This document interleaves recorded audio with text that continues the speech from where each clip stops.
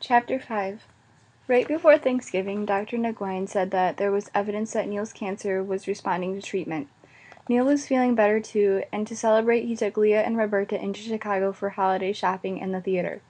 Leah loved the hotel Neil chose, especially since she had a lavish room all to herself. Her window looked out to State Street, where Christmas decorations sparkled and glittered from lampposts, and colorful storefronts with animated displays attracted throngs of tourists. The three of them ate Thanksgiving dinner with turkey and all the trimmings in an elegant restaurant. On Friday, while Neil rested, Leah and her mother went Christmas shopping. On Saturday, her mother took her into a photographer's studio. I thought we could give Neil a picture of us together for Christmas, she told Leah. A makeup artist and a hairstylist prepared them for the shoot, which took hours. But Leah enjoyed the session, and when they headed back to the hotel, she told her mother it had been a good idea.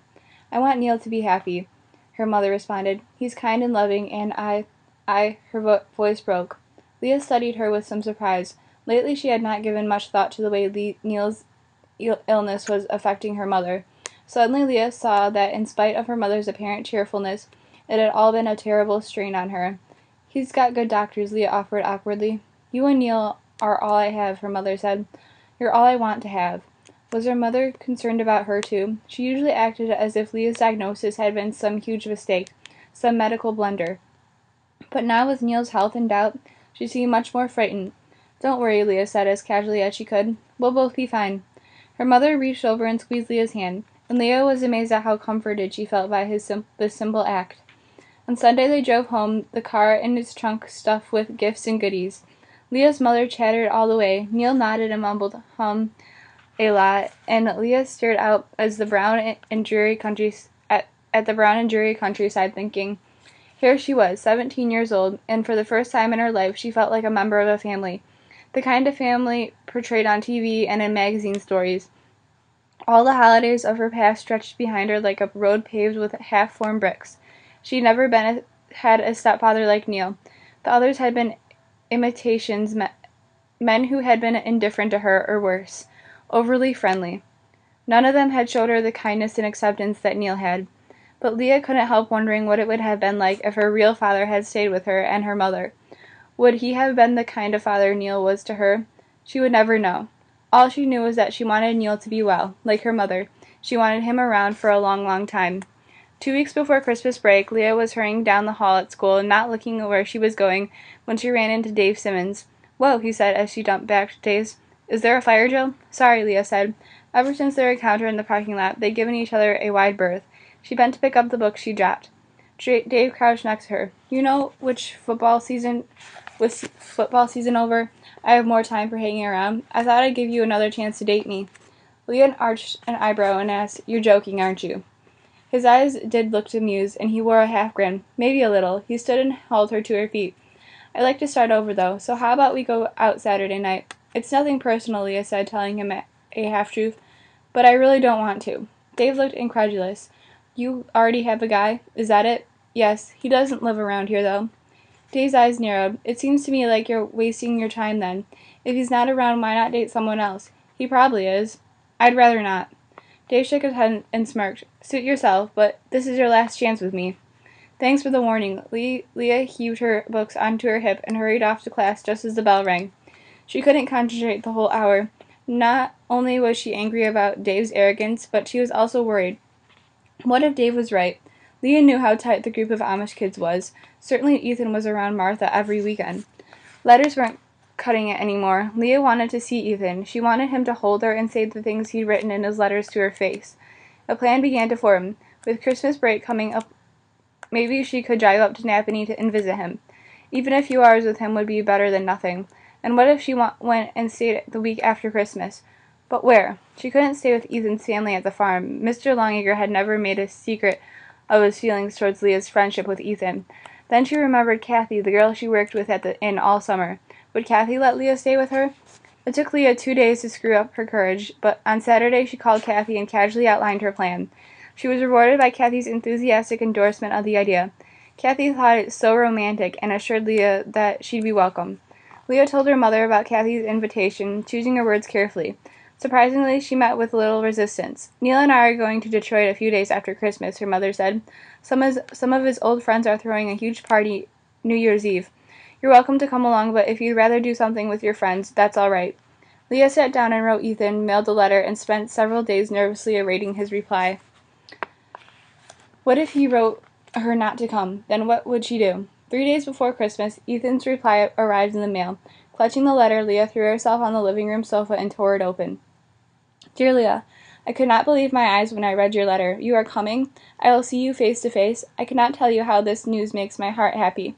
I have been thinking of how many ways that I could come see you. Now you will be here, and we will be together. Leah, I have much to tell you. Papa and I have harsh words almost every day. This makes Ma cry. Charity and Elizabeth and even Oma cry too. I do not like to make my family unhappy. I am very mixed up. I don't know who I am anymore. I do not know where I belong. This is not what I want to say now. I will talk to you when you come after Christmas. I think of last Christmas. You were in the hospital, not a happy time for you, but a happy time for me, because I met you. Leah, have a good Christmas. Then come and see me. I will be waiting. Ethan. Thoughtfully, Leah folded the letter. What did he mean by, I do not know who I am? That didn't sound like Ethan at all. For her, Christmas couldn't come up and go fast enough. On Christmas morning, Leah handed out presents to Neil and her mother from the mountain of gifts heaped beneath the ornately decorated tree in the living room.